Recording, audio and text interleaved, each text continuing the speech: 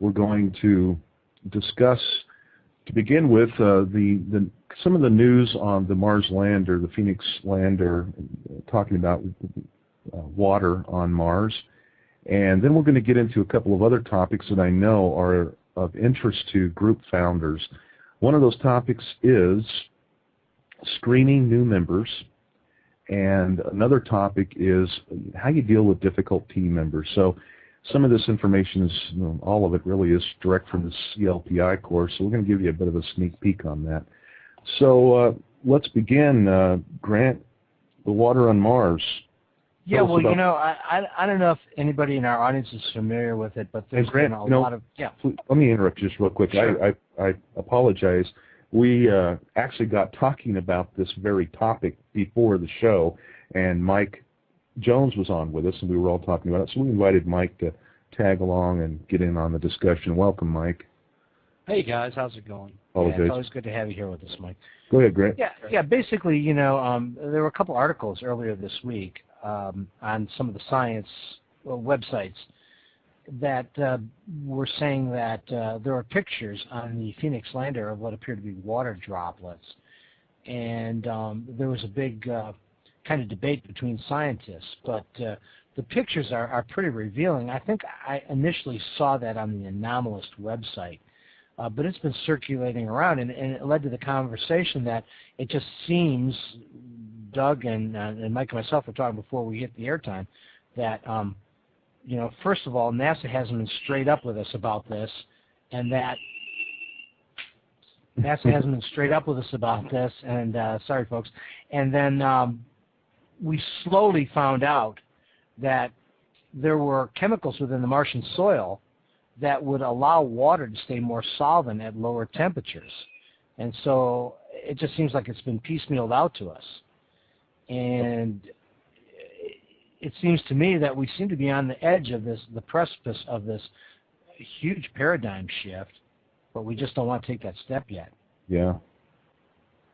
So, and the thing is that they found the water droplets on the lander's legs, right?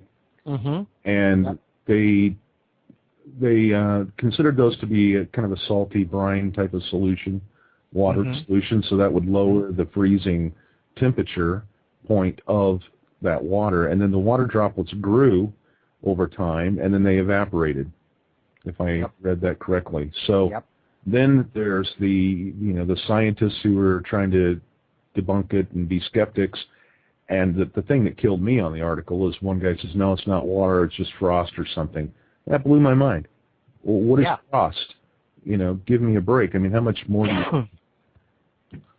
Yeah, and the thing about it is that I think that why they're so reluctant, and this is just Grant's theory, the reason why they're so reluctant to admit that it could be liquid water is then the cat's really out of the bag, because we all know that, even here on Earth, that there's certain types of bacteria that live in the most extreme variations of temperature that, it just means that there's probably life. The probability is pretty darn high, I would think.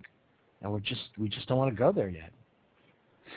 I think that life is teeming in the universe. I personally do. I know we've talked about that before. I think if there's going to be tons of, at the very least, bacterial, microbial life on Mars, on some of the moons of Jupiter and Saturn, I think, as you put it, Grant, life is ubiquitous.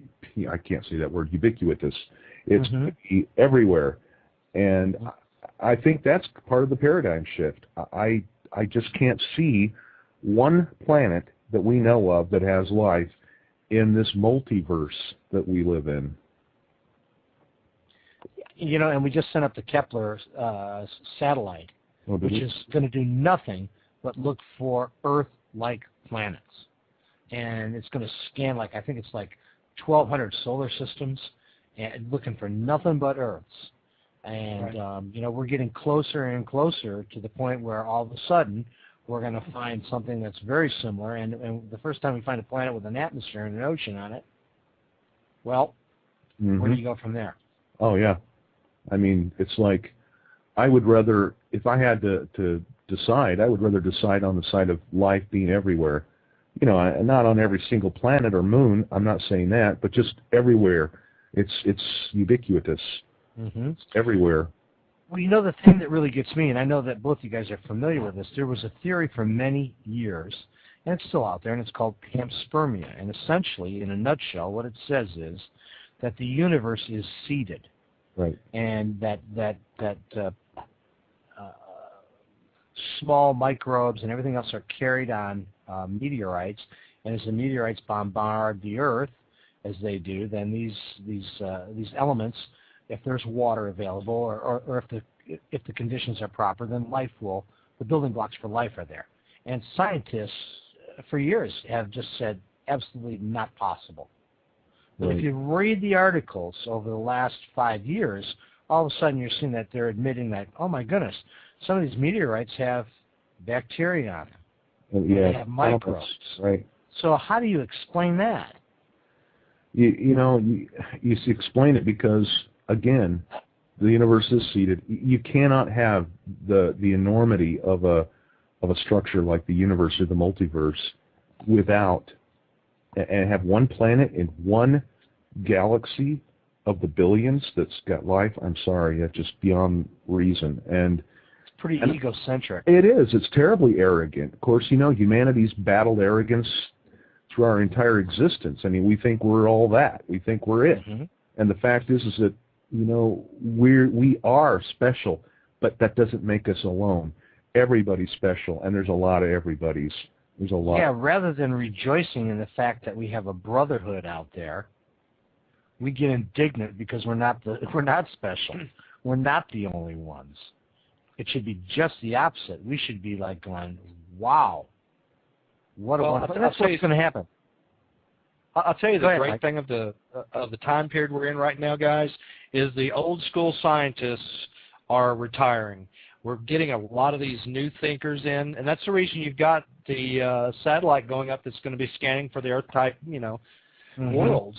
We've got people out there that actually understand that the probability of something else like Earth existing is very high, actually, and that's why they're doing what they're doing. This is very, very reminiscent of the 1950 NASA program when they were actually scouting out the planets in our solar system. They were putting up satellites and actually looking at all the different planets and sending satellites to the planets, to do surveys. And this is the first stage of what, in essence, is going to be once we find Earth-style planets. The next stage, more than likely, will be they'll send a probe, to check the actual conditions. And it's kind of exciting, actually, if you ask me. Yeah, and the telescopes are getting better. And then in, I think it's 2013, the James Webb telescope is supposed to go up. And that's even, that's supposed to outshine the Hubble. The Hubble is good, but the James Webb is even better.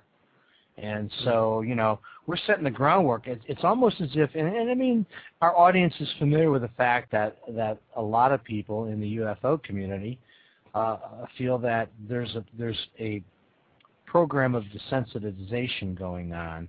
Mm-hmm. And so feeling that maybe the more gradual we present this to folks, the more palatable it will be to them. Well, I mean, if you'll... Oh, yeah. Well, I'll tell you something I've noticed this year especially. I've got nieces, niece and nephews, and they watch cartoons. Well, one thing I've noticed this year especially, if you will watch it with your kids, you'll notice there's an alien almost in every little superhero team. There's an alien in every cartoon almost on TV right now. And I think what they're doing is getting people aware that there are other beings out there. And that's really a good sign, Mm-hmm. I'm not sure what the outcome's going to be, but I do know in one generation you can change the outlook of everybody's opinion.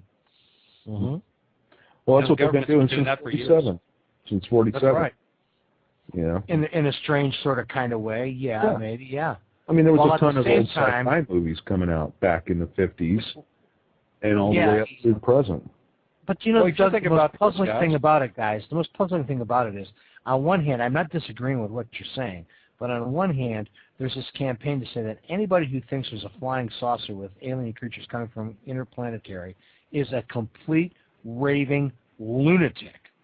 Yet, isn't this fascinating? This could happen. So there's that like dichotomy between smearing, you know, nothing is clear, everything is gray, and yet at the same time it's like this almost a program of disinformation with a little bit of information. Absolutely. Well, you know, that goes back to, like, if you know, here's a good for instance, G.I. Joe. Was G.I. Joe been out since the 40s? You know, and what it was doing was acclimating children to the idea of war. And I know that's a pretty sad comment, but the truth is the governments knew what was happening, so what they did is they were acclimating the next generation to get used to the idea of, you know, being a soldier. And that's essentially what they're doing with the aliens, you know, in these cartoons and on TV. You know, I mean, my God, if you watch Sci-Fi Channel, half of the shows on there are about aliens. Yeah. So, I mean, it's just an eventuality where everybody's going to come to the point where they totally accept that we are not the only ones. You know, they're changing that outlook, and that's great. You know, the funny thing about it too, Mike, is I think that we know that. And it's like almost like, and we look at their efforts and we go like, who are you fooling? Well, that's the deal. I mean, Camille's talking about this in the chat room. You know, have you found that the majority of people reject the possibility of other beings because of fear, and that's the government stance on withholding UFO information? You know, fear is involved, and I'll tell you why it's involved. If I'm a commercial airline pilot, I am not going to report this stuff because the airlines frown on it. You know, I mean, think about it. I'm supposed to be this. You want to end your career? Yeah, report it. I was going to say that's. Well, fear and control. Yeah, that's a nice way to say it, frown, because I know for a fact you can file a FAA report, and there's no problem with that, but you're not necessarily going to get called in to fly any commercial flights anytime soon afterward. Yes, that's right. And watchers and Roll are both talking in the chat room about control, and you're absolutely correct. But fear and control are inextricably linked. They're absolutely. You know, you cause people to fear, and then you control them, and it is, you know, controlling technology, obviously. And you know, Stanton Friedman talks about that in his book Science and Flying Saucers, which I recommend. It's a great book. I'm reading it for the third time, and he talks about the same thing. I mean, come on, you got these flying saucers floating around here.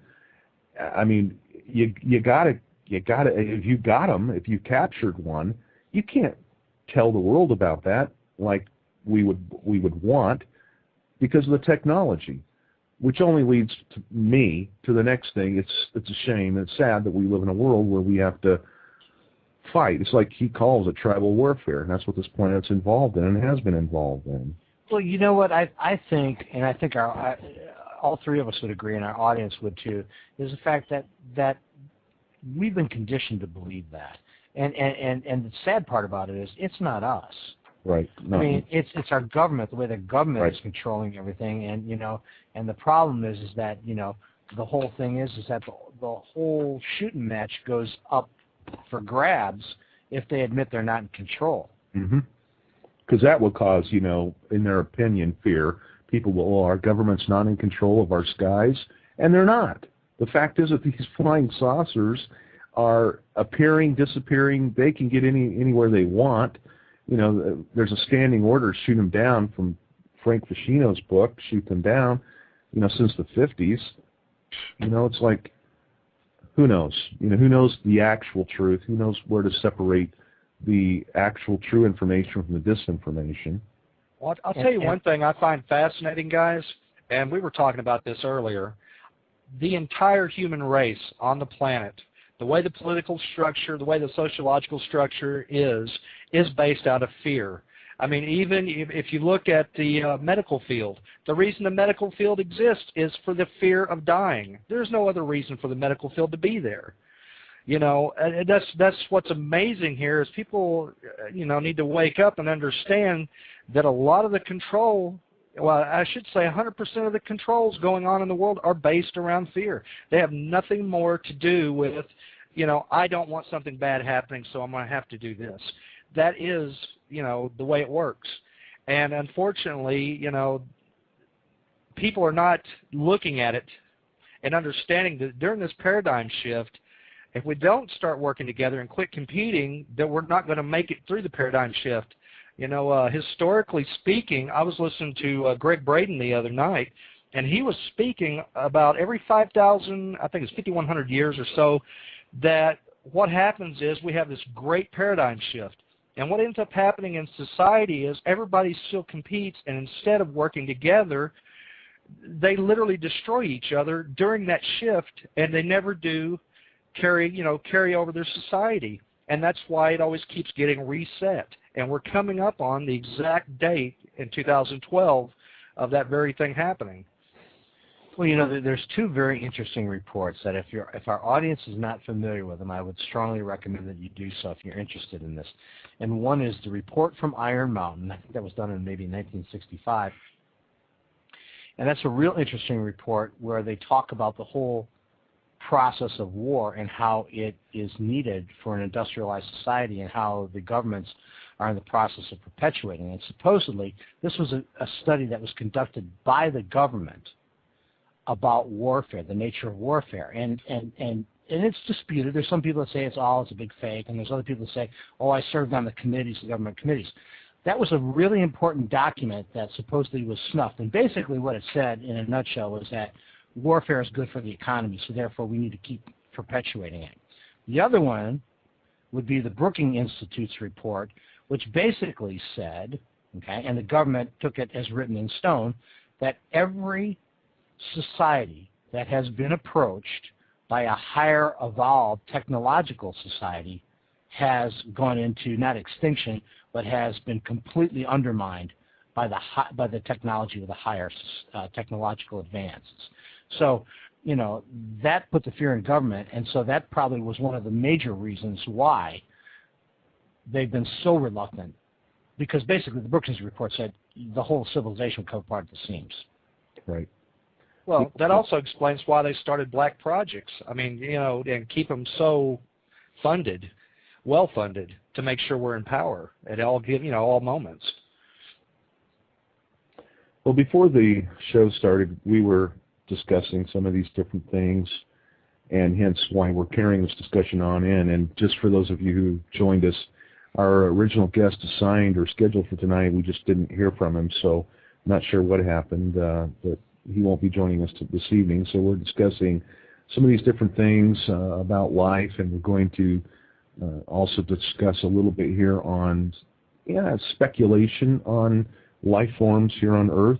And then we're also going to get into how to screen new members for group founders, as well as deal with some tough team member problems. That's of interest. So before the show started, though, Mike Jones, who's joined us, and Grant and I were discussing a little bit on speculative life forms. You guys want to touch on that? Yeah, it's a fascinating topic. I mean, you know, who would I'm going to be this summer. I hate to admit it, but I'm going to be 59 years old.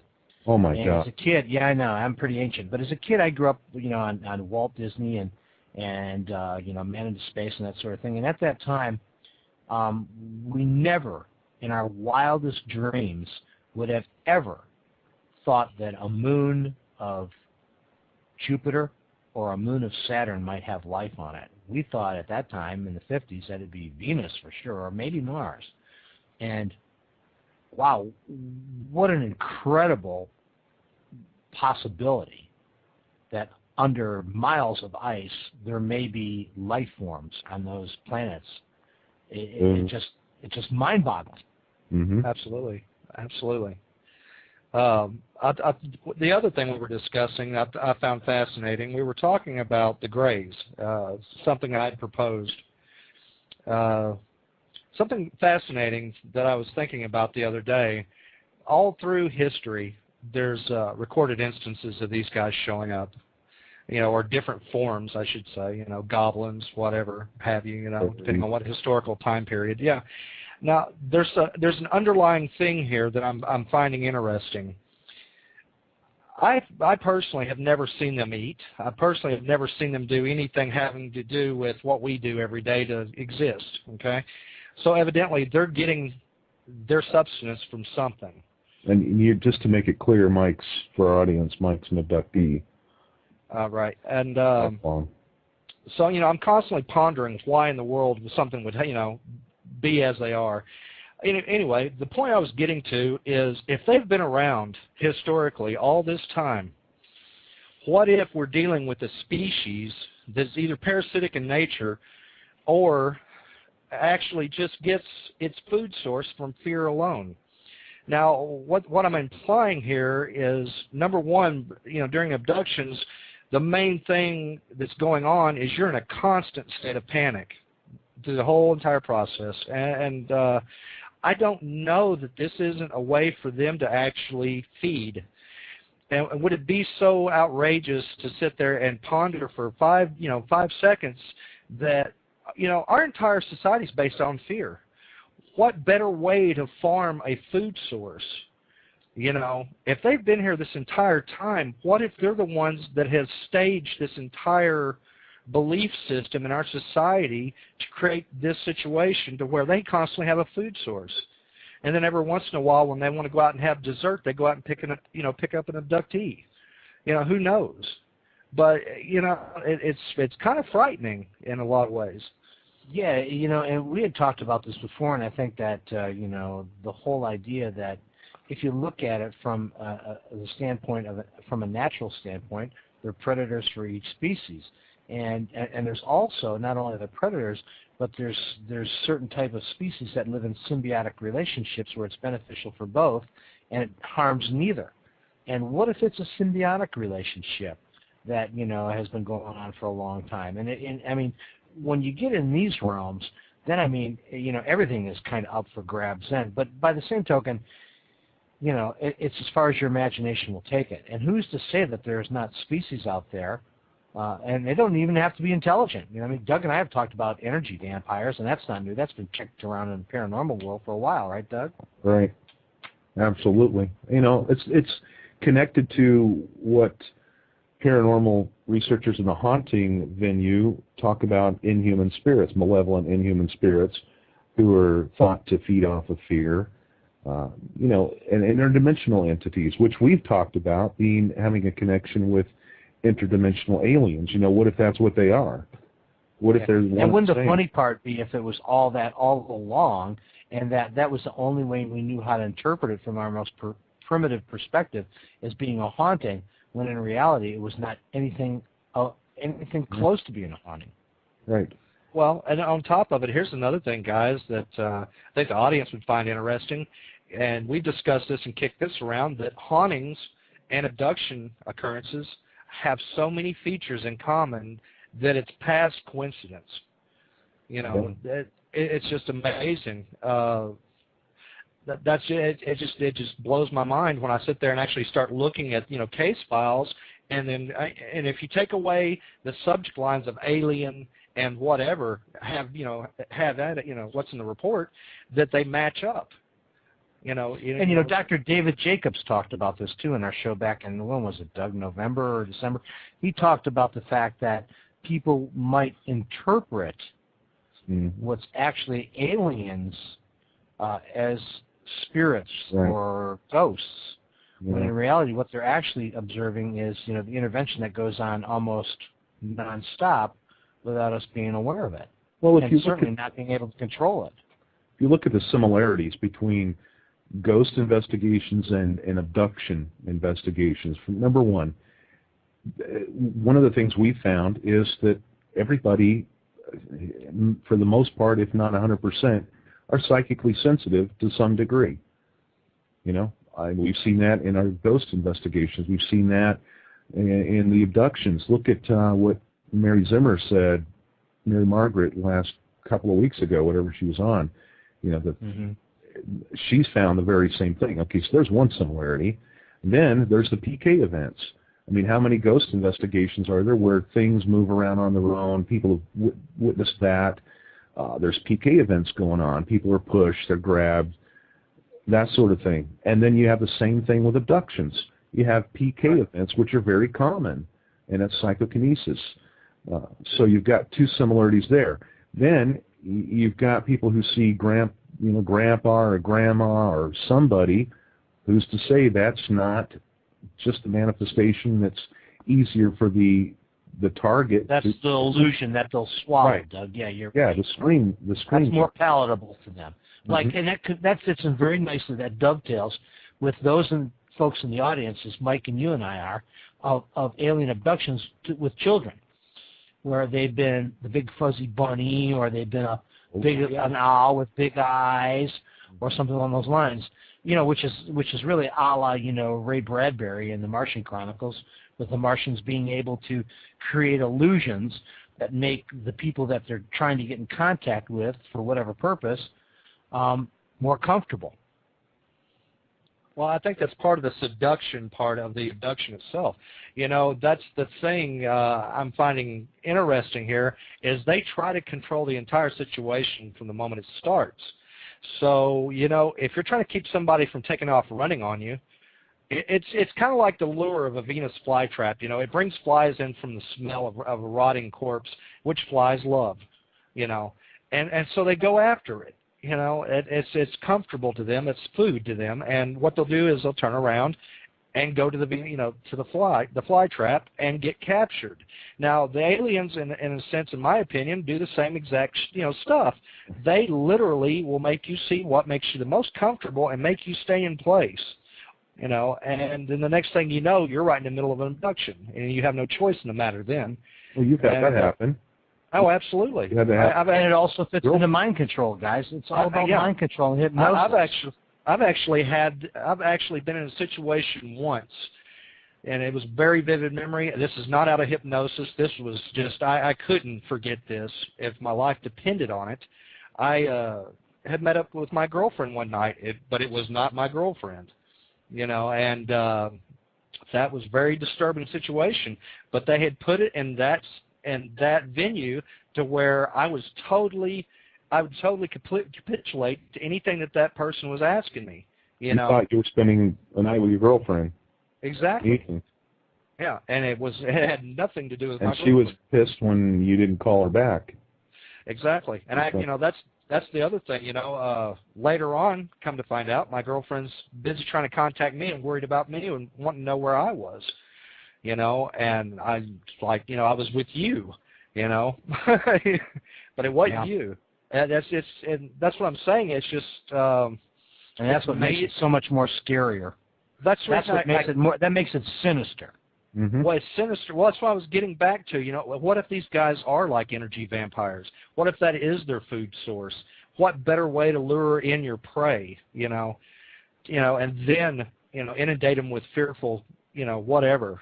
Whatever's going to make them be the most scared that they can possibly be without killing them, so you can feed. Mm-hmm. It's really, it's interesting. They're emotion junkies, Mike. Well, exactly, they're emotion junkies. Well, like I said, this is just a theory and nothing more. But this is something I found in common across all the ages of this stuff being reported, that if you will pay attention to the reports of goblins stealing children and all this other stuff, it all goes back to a fear-related situation. It's just, it's mind-boggling. That's the only word for it. I don't know what else to say. And I found the discussion pretty interesting we were having earlier on it. But anything else you can expound on? You think, Doug? Just the similarities between so-called malevolent inhuman spirits and interdimensional aliens. I think that the similarities are too much to ignore, and I know that not everybody agrees with that connection, but nobody knows. That's the fact. Nobody knows. We don't know whether there is. We don't know whether there isn't. The one overriding, shadowing thing about all of this, all of it, whether you're doing parapsychological / haunting type investigations or UFOs, it's all got some foothold in fear. Whether it's connected to the government, the cover-ups, they're here, all of that stuff. People don't know how to react to that because they don't get educated for the most part. They don't learn about it. And that goes doubly true for the debunkers and the skeptics. They don't educate themselves because something's obviously going on. Now, most of it can be explained naturally. Yes, that's no news there. But there are some things that just simply cannot. And who knows? It's a fascinating topic, and I think it's well, it is. It's human nature. We want to find out. We're explorers. We're curious. We want to know, and it all relates back to the human condition. Don't you think though, from the data that we've looked at, that it really does suggest that we're dealing with the same thing? It seems to. There's certainly a lot of commonalities. I will agree. And who knows? I mean, maybe the whole ghost thing is nothing other than these interdimensional beings masquerading. Who knows? You know, maybe they're privy to knowledge, personal knowledge of these deceased individuals. Who knows? Well, the thing that's so scary about it is if you remember when Carl Sagan said years ago, back in the 1980s, that if we stumble across an advanced alien civilization, their technology may appear to be magic to us. Mm-hmm. And when you think about that, and you think about how the phenomenon there seems to be this mixture in some cases of both, it really makes you wonder about what exactly is going on. And I think that the other guy who really talks about that quite a bit, if our audience isn't familiar, is Jacques Vallée. And Jacques Vallée takes it even a step further when he says, I don't know what it is. I don't know if it's extraterrestrial. I don't know if it's something intrinsic to the Earth itself. I don't know if it's something that's coexisted with us since the dawn of civilization. But nonetheless, whatever it is likes to play the role of the trickster. Mm-hmm. And that's the most fascinating part of all of it. We've got a caller. Let's take a call. Hello? Hi, caller. This is Doug. You're on live. What's your name? Oh, hey, hello. Caller. Hey, Sorry? hey, yo, hello? Yes, what's your name? You know what I'm saying? My name is Jeremy. Hi, Jeremy. Welcome to the show, Jeremy. I think y'all talk about ghosts and stuff, right? Mm-hmm. How do I know if I saw a ghost one time? Because I think I saw a little ghost creeping around my house one time. How do I know if it wasn't just my imaginations or if it's a joke? I mean, if it's a ghost. How would you explain it? Oh, it was like a shadow, but I saw it move out of my peripherals. And, it looked like a silhouette of a person, but it couldn't have been my own shadow because there wasn't any lights on, and there was no lights to reflect my shadow. I was going to get a drink of water in the kitchen and stuff, and I just see this image, and it's black, but it's not like a regular black. You know what I'm saying? It kind of seemed like it had a tint to it or something else. I don't know. It scared me really bad. Then it just disappeared. I looked at it for a second. I made eye contact, but I couldn't see eyes. It was like I looked at it though, you know. Well, in ghost investigations, many people have seen, similar to what you're describing, a shadow entity that disappears. They call them shadow people. Some speculation is that they are darker energies, but there's really necessarily no support for that. We don't know how they manifest. Next time, how long ago did that happen? It happened one time that I was sure, you know what I'm saying? But how long ago? It happened like 7 months ago, but I've seen some things that I couldn't get as good of a look of, and I don't know if that was the same thing or not. But I know that my grandmoms used to live in this house, and she died in here, and lots of people think she'd be creeping around. Did you have a good relationship with your grandmother? She didn't like the people I hung out with and shit, so we fought a lot and shit. Do you miss her? Yeah, I miss my grandmas. Well, then the next time that happens, yell at me and shit. She preach a lot. Oh. And I have one question for you, caller. When you see these things, do you see them out of the corner of your eye? That's what I'm saying. Normally I see them out of the corner of my eye, but that one time that I saw like 7 months ago, I looked right at it for like 2 seconds, and then it disappeared. Talk to her. Talk to whoever it is. View them just like a human being. There's nothing to be afraid of. Nothing. They can't hurt you. Yeah, it's your house. How do I make it not disappear so I can talk to it? You know what I'm saying, nigga? There's niggas be popping in and out like thieves. Well, just because you can't see the entity doesn't necessarily mean they're gone. Talk to them like you would a person. Who are you? And so I just talk to the room, and they'll hear me. Yeah, why not? And say, hey, are you somebody that I know? Are you grandma? Are you, what would you do if a person walked into your house that you didn't know, a stranger? You'd say, well, who are you? Walks into my house and I don't know him. Right. So who are you and what are you doing here? So you want to find that stuff out. And the bottom line is, it's my house. Yeah. Oh, yeah, you're right. I got to make that point clear. I love you, Grandma. Yep. Get out of my house or I'm going to shoot you like a nigger. Thanks, Jeremy. Appreciate you calling in. Yeah, thanks Take a lot. care. All right. So we got that out of the way. Any other points you want to talk about, guys? Well, I want to make a point here for everybody. Now being the devil's advocate, one would say, this doesn't make sense because, like for instance, when you go to do clairvoyant meetings or whatever, table tipping, stuff like this, right? And you think you're talking to your dead relative, okay? And for some reason they know things that you know but nobody else could possibly know. Now these tricksters, or whatever you want to call them, evidently can read, the Greys, can read your mind. So why is it so far-fetched that they would know things that your relatives would know about you and only you? You see what I'm saying? So what you're doing is you're getting validation from something that already knows your thoughts. And it can easily pretend to be your relative that's passed away. Yeah. So you have to look at it this way. That's the reason I was saying, when you're dealing with these Greys, they do know everything that's in your mind pretty much, as far as I can tell. And as far as conscious thought, in your memories. And it's a good point here to make, the commonalities between ghosts and aliens or whatever entities, that if we are dealing with a species that can read your thoughts, don't even think for a minute that, they're going to know everything that your relative knew about you because it's in your memory, in your mind already. And exactly. I think, Mike, we've already gone there. It's not about mind reading.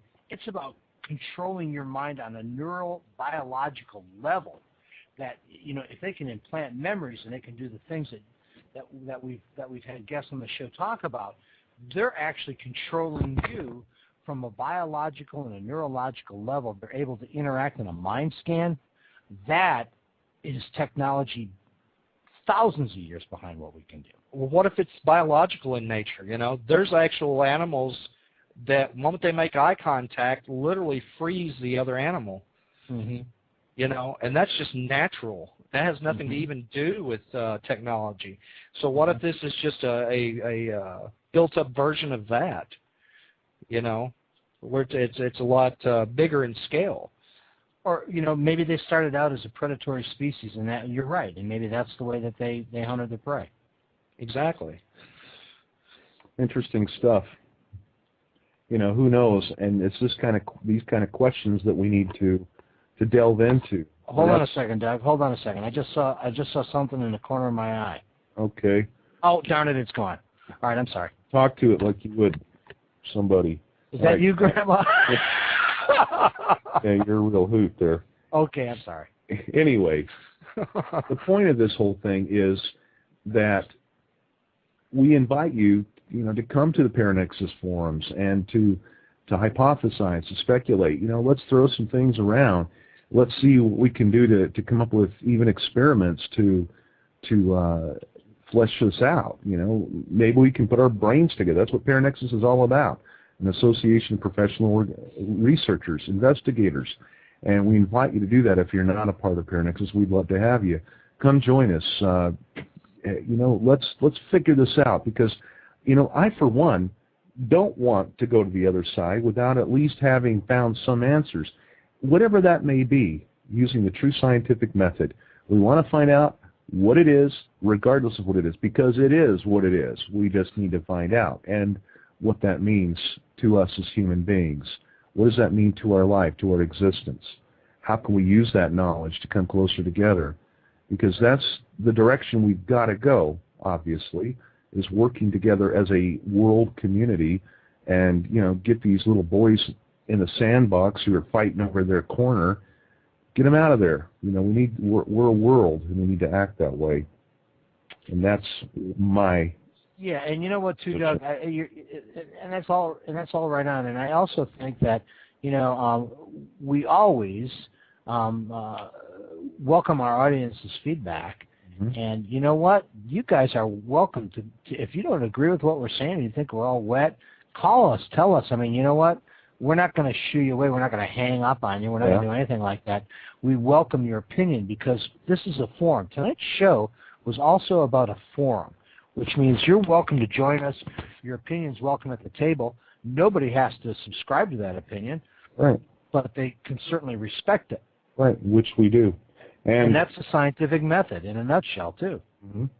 And we have watchers on the air with us. Let me get them on. Hey, Terrific. Watchers. How are you?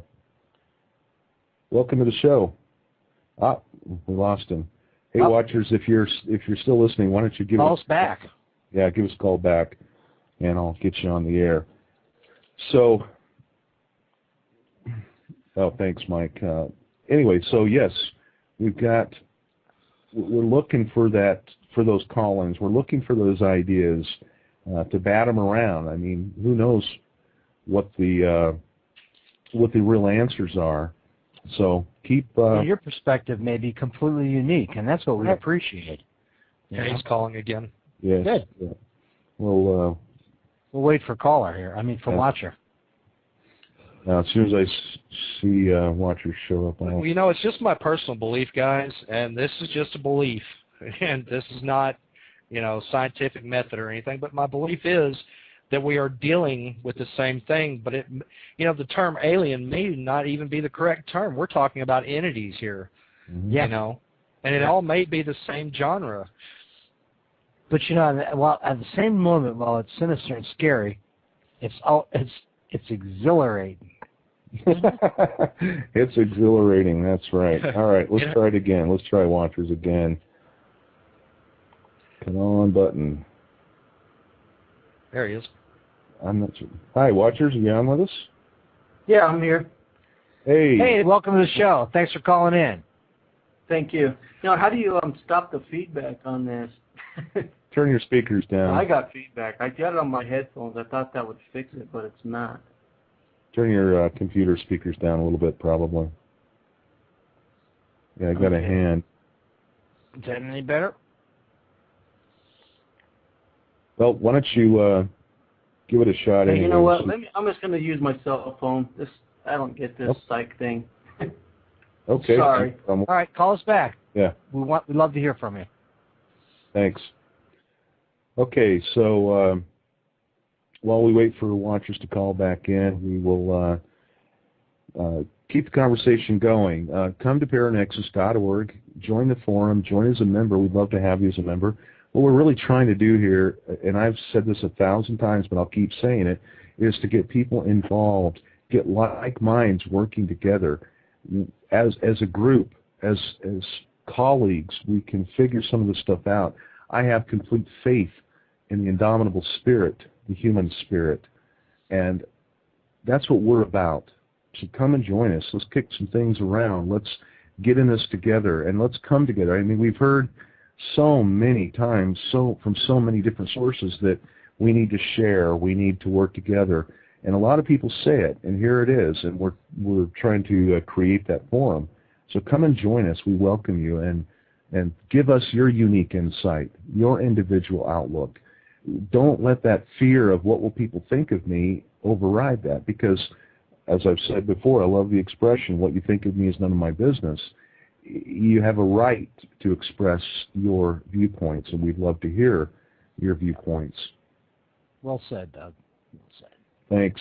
So we are.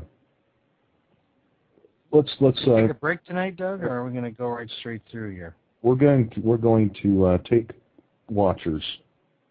Good. All in. Here we go. Hey, welcome to the program again. Watchers. Hey, what's up, man? Can you hey, hear what's me your now? first name? My first name is Bud. Bud? Yep. Hey, Bud, welcome. Welcome to the show, Bud. Thanks for your feedback in the chat room tonight. No problem. I was talking to you about, everything you're saying in there, I've heard from, the aliens, and maybe they're the ones behind the government, which, if you ever heard from, or if you ever watched there's a video. It's Arizona Wilder, and there's like 20 other women that have been taken for mind control projects, and this is all they talk about. You know, they did a TV show, but the government bought the rights from it, and they took it away from them. So, but they talk about this. They talk about, you know, how the government. They're talking about everything you guys are talking about. So, you know, you guys are all on the same page of kind of what these aliens are kind of doing, running everything. And they say that what they do, and this lady was in mind control. I mean, I guess she was, you know, hoard around with the presidents and all the elites. Oh, really? This wasn't the reptilian abduction, was it? Yeah, reptilian, right. Okay, actually, I have. They're not abductions. They're they're not abductions. It was a mind control project where they take them at a young age and they open up different compartments of their mind and stuff and use them for, you know, basically just government projects. They were kind of psychic. Some of them had psychic abilities, so they took them for those reasons.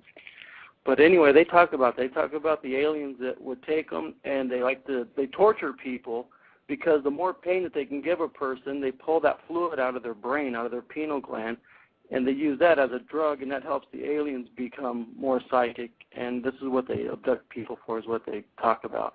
You know, and I used to laugh at it, but there's like so many of them that say the same thing. I mean, they all have the same story, so somewhere's got to be some credibility in it, you know. Well, you know, that kind of dovetails with what we were talking about last week, Watchers, where we had Norio Hayakawa on the show, and he had been investigating the Dulce site. And at the Dulce site, it's rumored that it's a huge underground base where they do bioengineering. And I don't know, maybe it was you that mentioned Dan Burish. Dan Burish, yeah. And Dan Burish was, you know, somehow related to those. I don't know if he was at Dulce but, you know, it's rumored, and he's professed that he was involved in a biogenetic, you know. Oh, really? Well, you know, the guy in South Africa, there's that one black guy in South Africa who, I guess he calls them the Chipokoli and stuff, and they have this mountain where they know where the aliens live. And I guess they take people whenever they want, and they take them back underground, and they pull these fluids out of their brain and stuff like that. So, you know, I don't know. There's so much to the alien thing. It's got to be true. There's some of it that's got to be. I mean, you look at this stuff and you think, okay, look at what we're talking about. You know, aliens, you know, tapping people's brains and all that stuff. It sounds like this stuff is science fiction. But then when you look at what these otherwise grounded and credible witnesses are saying, what do you make of it? You know, what do you make of it? Well, you know, the other interesting thing, though, fits into what Mike was talking about. And, I mean, what is the most primal fear a human being has?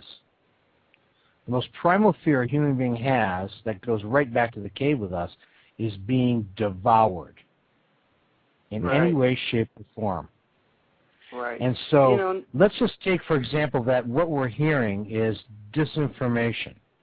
And if it is disinformation, think of what that's going to. That's going to strike the most primitive chord in most humans, like, oh my God, to be devoured, right, or to be taken over. You got to think. We got all these people from ex-MJ-12s and all these, and they're really smart people, and they're ex-government agents and ex-everything. You know, they know everything about the government. Why are they coming out and telling us all this? Because, you know, when they're in the government, that's like being in the mafia. You don't come out and start telling stuff like that and lift. So there's got to be something with all of this that they're telling us now. Well, that's what they usually say, Watchers. Where there's smoke, there's fire. And the hard part is trying to filter out or sift out what's disinformation from real information. Well, that's still the conundrum. Right. Well, and it still goes back to what I was saying. It's all fear-based. Mm-hmm. Just like I said, it's just like giving plant food to the plants so you can get your vegetables. They're feeding us fear, and that's the only thing that I've found in commonality with all this.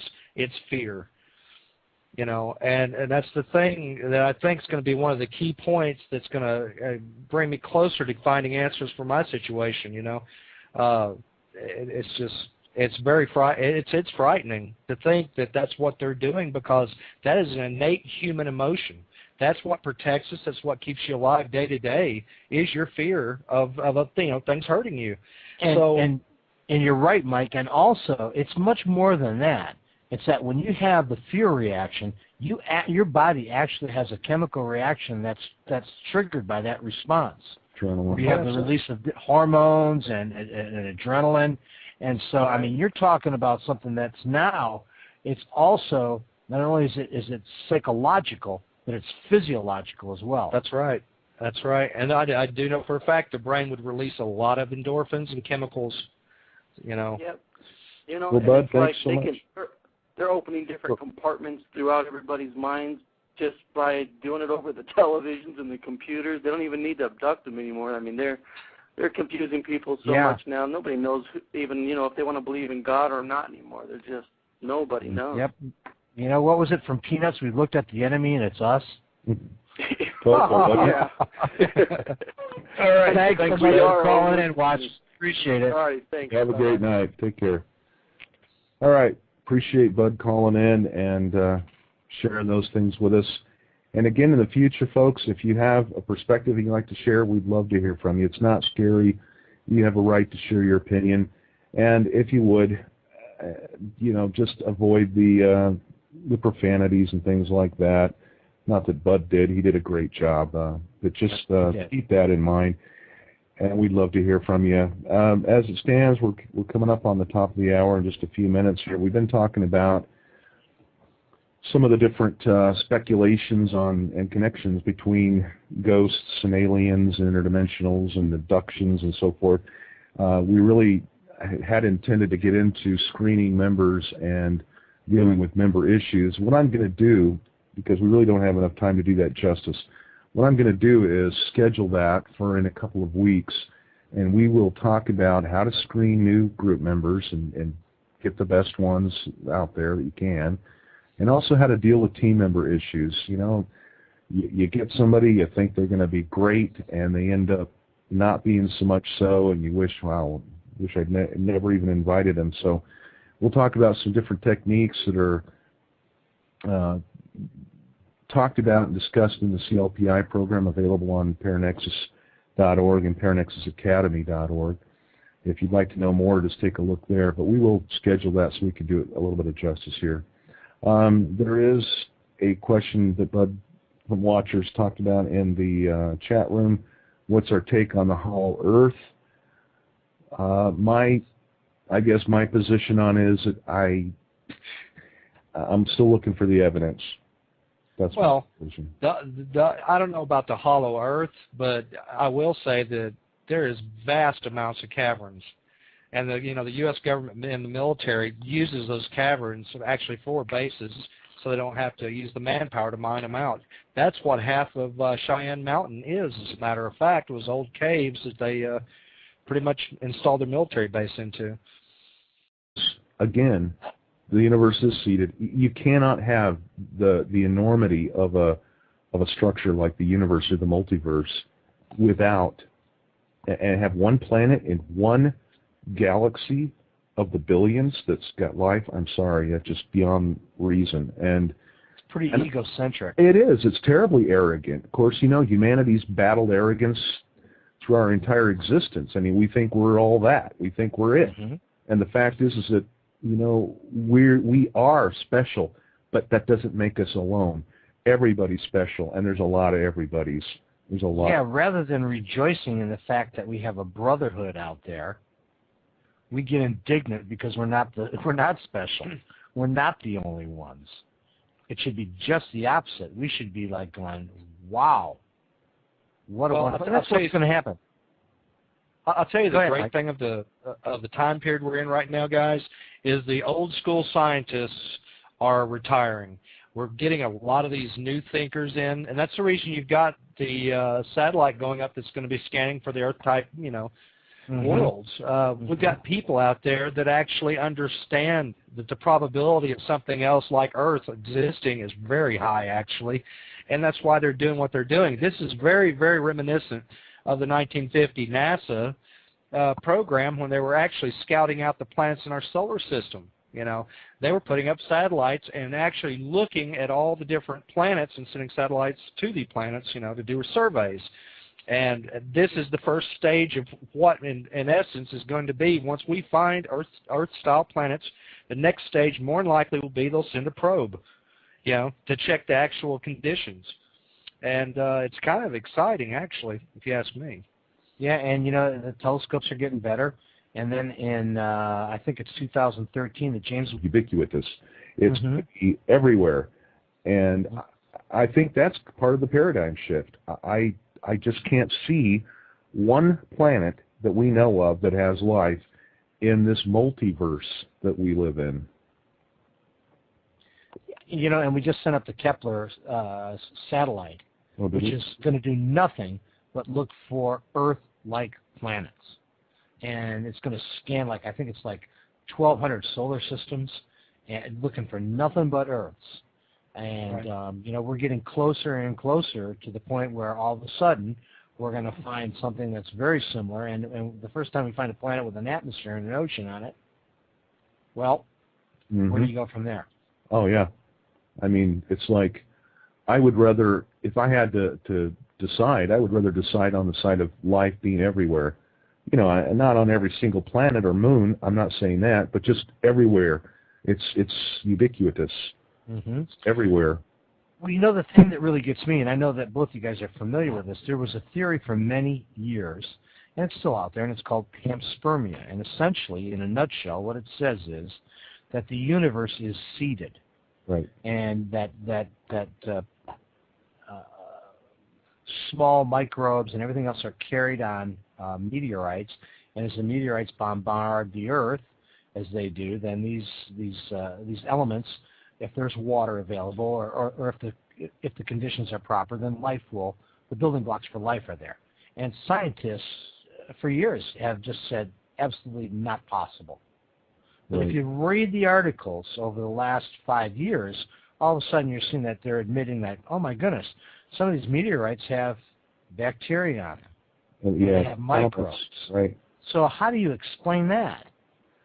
You explain it because Webb telescope is supposed to go up, and that's that's supposed to outshine the Hubble. The Hubble is good, but the James Webb is even better. And so we're setting the groundwork. It's almost as if, and I mean, our audience is familiar with the fact that a lot of people in the UFO community feel that there's a program of desensitization going on. And so feeling that maybe the more gradual we present this to folks, the more palatable it will be to them. Well, I mean, if you'll... Oh, yeah. Well, I'll tell you something I've noticed this year especially. I've got nieces, niece and nephews, and they watch cartoons. Well, one thing I've noticed this year especially, if you will watch it with your kids, you'll notice there's an alien almost in every little superhero team. There's an alien in every cartoon almost on TV right now. And I think what they're doing is getting people aware that there are other beings out there. And that's really a good sign, I'm not sure what the outcome's going to be, but I do know in one generation you can change the outlook of everybody's opinion. Well, that's what they've been doing since 47. Since 47. That's right. Yeah. In a strange sort of kind of way, maybe, yeah. I mean, there was a ton of old sci-fi movies coming out back in the 50s and all the way up to the present. But the most puzzling thing about it, guys, the most puzzling thing about it is, on one hand, I'm not disagreeing with what you're saying, but on one hand, there's this campaign to say that anybody who thinks there's a flying saucer with alien creatures coming from interplanetary is a complete raving lunatic. Yet, isn't this fascinating? This could happen. So there's that dichotomy between smearing, nothing is to stay more solvent at lower temperatures. And so it just seems like it's been piecemealed out to us. And it seems to me that we seem to be on the edge of the precipice of this huge paradigm shift, but we just don't want to take that step yet. Yeah. So, and the thing is that they found the water droplets on the lander's legs, right? And they considered those to be a kind of a salty brine type of solution, water solution, so that would lower the freezing temperature point of that water, and then the water droplets grew over time, and then they evaporated, if I read that correctly. So then there's the scientists who were trying to debunk it and be skeptics, and the thing that killed me on the article is one guy says, no, it's not water, it's just frost or something. That blew my mind. Well, what is frost? Give me a break. I mean, how much more do you... Yeah, and the thing about it is that I think that why they're so reluctant, and this is just Grant's theory, the reason why they're so reluctant to admit that it could be liquid water is then the cat's really out of the bag, because we all know that, even here on Earth, that there's certain types of bacteria that live in the most extreme variations of temperature that, it just means that there's probably life. The probability is pretty darn high, I would think. And we just don't want to go there yet. I think that life is teeming in the universe. I personally do. I know we've talked about that before. I think if there's going to be tons of, at the very least, bacterial, microbial life on Mars, on some of the moons of Jupiter and Saturn. I think, as you put it, Grant, life is ubiquitous. I can't say that word. We're going to discuss, to begin with, some of the news on the Mars lander, the Phoenix lander, talking about water on Mars. And then we're going to get into a couple of other topics that I know are of interest to group founders. One of those topics is screening new members, and another topic is how you deal with difficult team members. So some of this information is, all of it really is direct from the CLPI course, so we're going to give you a bit of a sneak peek on that. So let's begin. Grant, the water on Mars. Yeah, well, I don't know if anybody in our audience is familiar with it, but there's been a lot of... Yeah. Let me interrupt just real quick. Sure. I apologize. We actually got talking about this very topic before the show, and Mike Jones was on with us, and we were all talking about it, so we invited Mike to tag along and get in on the discussion. Welcome, Mike. Hey, guys. How's it going? Yeah, it's always good to have you here with us, Mike. Go ahead, Grant. Yeah. Basically, there were a couple articles earlier this week on some of the science websites that were saying that there are pictures on the Phoenix lander of what appear to be water droplets. And there was a big kind of debate between scientists, but the pictures are pretty revealing. I think I initially saw that on the Anomalist website, but it's been circulating around, and it led to the conversation that it just seems, Doug and Mike and myself were talking before we hit the airtime, that first of all, NASA hasn't been straight up with us about this, and that NASA hasn't been straight up with us about this, and sorry, folks.